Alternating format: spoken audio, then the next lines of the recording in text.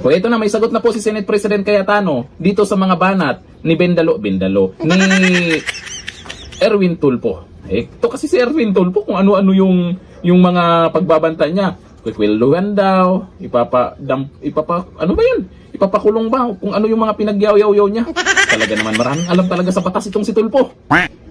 Isang abogado pa ang pinagbantaan niya ng ganyan. At siya daw talaga ang legit na chair ng Blue Ribbon. Di nga matapos mabanggit na nadilibira ng mali-malitang pera. At hindi lang pera ang dinilibera, pati babae O ito, panoorin po natin ang resback po ni Senator Cayetano. Ito yung video. During the abuse of arrest, kaliwat kanan at yung mga wala pong high official na nagsabing kwekwelyuhan ko yan, ako mismo arrestuhin ko yan, etc. So, you know, it's incredible that you'll have a human being speaking like that. Kaya sa sulat ni former Congressman Michael Defensor, dapat ang sagot namin ay simpleng umattend kayo sa legitimate na Blue Ribbon Committee dahil yun ang may legal protection. Pero siguro idadagdag ko dun sa sulat na yung ganun mental state ng isang senator tapos siya ang magiging chairman, walang makakapag-guarantee ng inyong safety doon. At tandaan nyo po, tapos na po tayo doon sa 18 Marines. Kung gusto nila ipatawag ulit under Senator Marcoleta, pwede mag-attend sila Senator Win. Pero nandun pa tayo sa 2 o 3 witnesses na ang bibigat at may mga dokumento at talagang mayayanig yung ating bansa. Kaya po nagkakaroon ng ganito. Ang problema po, kaya sinabi kong malapit malayo. Every time that the truth is about to come out, wini-weaken yung institutions. Winiken po ang House of Representatives, winiken po ang Senate. Sabi ni Senator Lacson, sirang-sira ng Senado. Ikaw naman sumira sa Senado Ganyan dapat magsalita ang isang senador, Tulfo. Simpleng banat lang, baon na baon. Hindi kagaya sa banat mo, halatang pikon. Halata namang galit na galit ka doon sa mga inilabas or doon sa ibinulgar ng 18 Marines. Tapos nagmamayabang ka pa. Ako yung legit na chair ng Blue Ribbon. Bendalo talaga. Pero kita nyo naman ngayon, ang mga tao po ay talagang natatawa na dito sa mga Tulfo, lalo dito kay Erwin Tulfo. Yung tapang niya, halatang ampaw naman. Dati nang ganyan niya si Erwin Tulfo, pag galit na galit, banta dito, o kay Kiko Pangilinan, kay Risa ba yun? O kahit sino pa, kung ano-ano yung pinagsasabi niya. Pero pagkaharap nila, tameme, kaya mo bang gawin yung pinagsasabi mo kay Cayetano na kukwilyuhan? Gawin mo yan. Gawin mo yan, Tulfo. Maniwala ka sa akin. Kawawa ka. Kung kaya mong gawin. Kahit sino siguro hindi mo kayang gawin yan. Subukan mo sa akin. Tulfo, subukan mo sa akin. Hindi yung puro ka lang kayabangan. Ampaw ka naman. Itong pahayag ni Rapi Tulfo na iniinsulto niya si Alan Peter Cayetano bilang Senate President, malinaw po na isa itong pangbabastos. Sapagkat malinaw ang kanyang mga pahayag ay parang personal na mga diferensya ang nagaganap sa Senado, which is not true. Sapagkat alam po ng mga mamamayan na ang punot dulo, ang ugat ng pagkakaroon ng kaguluhan sa Senado ay ang pangingialam at pananabutahe na ginagawa ng Marcos government sa Senado sapagkat nais ni Marcos Jr. at ng kanyang grupo sa sindikato na kanyang kinasasangkutan sa pangungulimbat at pangungurakot sa kabanang bayan na siyang itinuturo ni Ginoong Saldico at ng marami pang mga testigo ay mapagtakpan nang sa pamamagitan niyan ay hindi mabubuksan muli ang tunay at makatotohanang Senate Blue Ribbon Committee investigation. Yan po ang dahilan kung bakit nininervyos, nagpapanik attack po si Ginoong Marcos to the point na hindi na niya alam kung ano ang kanyang gagawin. To the, umaabot na siya sa punto na may mga blackmail na, pananakot, panggigipit at panunupil. Yung attempt na mag-blackmail kay Senator Jingo Estrada at itinuturo ng mga sources of information na ang asawa niya ang nagni-negotiate kay Jingo Estrada Mawawala ang kaso mo, hindi na itutuloy yan, basta tumawid ka dito sa grupo ng 11 senators. At kung hindi ka magko-cooperate, makukulong ka talaga. That kind of serious information, hindi man lang ito binatikos ng mga senador na kagaya po ng mga maiingay na mahilig mag-grandstanding o magpabida. Like si Risa Hontivirus, si Kiko, wow, Dagat Pangilinan. Itong mahilig magpostura na crusader dati, ngayon ay defender ng mga kabulukan sa gobyerno ni Marcos, itong si Ping Lacson. Tahimik lang. O yun ang nangyari po, itong Tolpo Brothers, na kung pumustura ay ang tapang-tapang, yun pala ang matapang sa kanila, ang kanilang apog dahil posturang walang hiya, kaya ang tapang ng apog. Pag sinabing matapang ang apog, hindi ka nakakaramdam ng hiya sa iyong pinaggagawa. Imagine you should be the elder or one of the elders, one of the statesmen na dapat nagbibigay ng guidance o mga pagpapaliwanag ng tama hinggil sa nagaganap sa ating bansa, sa mga pangyayari sa ating lipunan at kaganapan sa gobyerno, ikaw pa ang pasimuno ng pang-uupat ng kaguluhan. Ayan.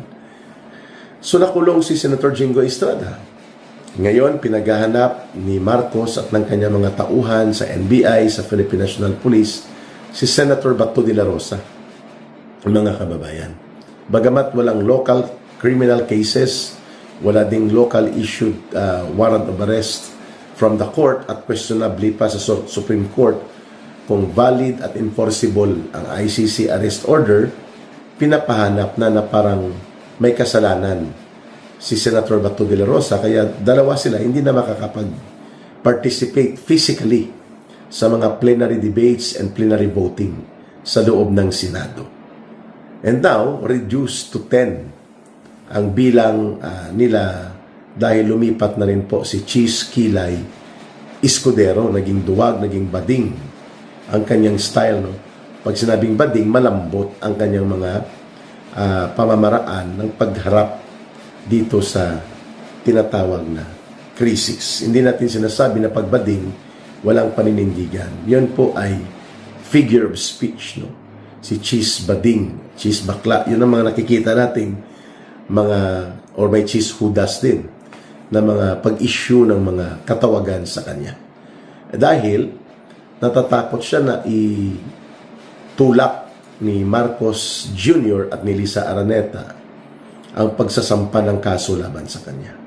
Sa pagkakasangkot niya sa mga anomalya ng maleta.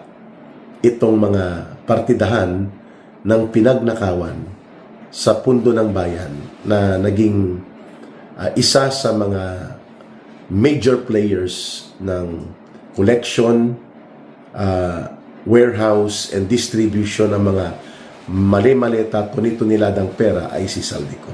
At itinuturo nga ng mga ebidensya at testigo na marami ang nakakuha ng maleta. Even itong Tulfo group, no, itong si Erwin Tulfo, ay isiniwalat ng dating mga sundalo na naging security detail personnel ni Saldico na nakatanggap ng 8 maleta. Now, going back dito sa pangyayari ng paghahamon ni Erwin Tulfo na aarestuhin niya ang sino man ng mga senador na magsasagawa ng Senate Blue Ribbon Committee investigation sa ilalim ng grupo ni Senator Alan Peter Cayetano. May pagbabanta na kukwelyuhan niya, kakaladkarin niya, at kung ano pang mga kabastusan at kahambugan ng pagpapakita ng isang arogante na uri ng pagkatao na hindi nababagay sa isang matino at matuwid na senador. Unprofessional, immature, at asal maton. No? Yung mga maton, yung may mga mahilig ka manggulo sa barangay, nang bubugbog ka, yun pong gusto niyang i-project ni Erwin Sylvester Stallone Tulfo. Balikan natin itong kanilang mga ginagawa, no, na mga paghahambog at pagmamayabang. No? Sabi niya, kakalad ka rin niya kung hindi susunod sa kanya, sila Senator Cayetano, sila Senator Marcoleta, at mga iba pang mga senador. Aba, di tinanggap ni Senator Robin Padilla ang kanyang hamon. Sabi ni Senator Robin Padilla, sige, gagawin mo yan sapagkat sa susunod na Senate Blue Ribbon Committee hearing, ay check na 100% dadalo ako. Ayun, so ibig sabihin, the challenge has been posed. Gawin mo, Erwin Hambog Tulfo. Dami niyang bansag, no? May Bendalo Tulfo, may Erin Sylvester Stallone Tulfo. Ito yung mga ginawa niyang kabulastugan, no? Na kung umasta siya ay parang santo-santuhan. May tawag sa kanya si Red Ribbon Committee Chairman dahil sa aligasyon ng mga former soldiers na to, ng mga dating security sa side ni Saldico na nagdi-deliver ng pera, ay alam nila at nakikita nila o nasaksihan nila kung paano pinaglalaruan na parang merchandise, no? Kalakal ang mga babae sa pagpapakita ng macho gigulo na image ng magkapatid na Tulfo na to. At kumakalat nga, no, may isa pang video clip, I think sa Green Hills, San Juan ito, na kinukumpronta si Erwin Bendalo Sylvester Stallone Tulfo ng kanyang mga kapitbahay sa parang homeowners association meeting. Hindi siya makasagot, natameme. Sinisermonan siya ng kanyang mga kapitbahay, mga kababaihan. Ay hindi natin nakuha ang buong video clip, pero kitang-kita na ina-address siya na Mr. Senator. No? Kasinungalingan ang pinagsasabi mo, Mr. Senator, kinokonfront siya. Pwede ka naming sampahan ng kaso ng libel. Madaming konfrontasyon doon. At kitang-kita na tinitingnan siya ng mga tao na parang iba sa kanila. Na iba talaga. Mantakin mo, convicted yan sa 2 counts of libel with confirmation of decision affirmed by the Supreme Court twice. 2 counts niya na convict. Pero hindi pa nakulong. Siguro, nagmaniobra mga abogado, nagbayad lang, nagpenalty. Pwede daw yon, sabi ng mga lawyers, na sa libel, pwede lang, penalty lang ang hilingin mo sa korte. Pero ang libel po, o pagsira sa pagkatao ng at dignidad at dangal at honor ng iyong kapwa-tao, ay pwede pong na may malisyusong intent, qualified as crime of moral turpitude. Pag sinabing crime of moral turpitude, may epekto yan sa karakter at pagkatao mo. At hindi ka kanais-nais na karakter ng tao. So, ang crime of moral turpitude na libel na may conviction, dapat hindi po siya na-appoint. Kaya siguro hindi siya na-appoint at na-confirm or hindi siya na-confirm nang siya ay pinasok ni Marcos Jr. bilang secretary sana sa DSWD. Maliban pa doon sa pagdoktor o pagpeke ng kanyang US passport. Mga kababayan. Ang pangalawa, ang crime of moral turpitude, hindi ka rin pwede, hindi lang ma-elect or hindi lang ma-appoint, kundi hindi ka rin pwede maging kandidato. Pero pinalusot siya ng mga sindikato sa COMELEC. Itong si Bendalo Tulfo. Kaya nakakandidato siya. Anybody convicted with finality of moral turpitude ay hindi ka pwede kumandidato, pero lusot. No?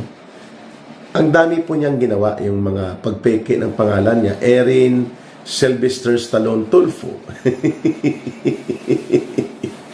Diba? Inamin niya na rin yan eh.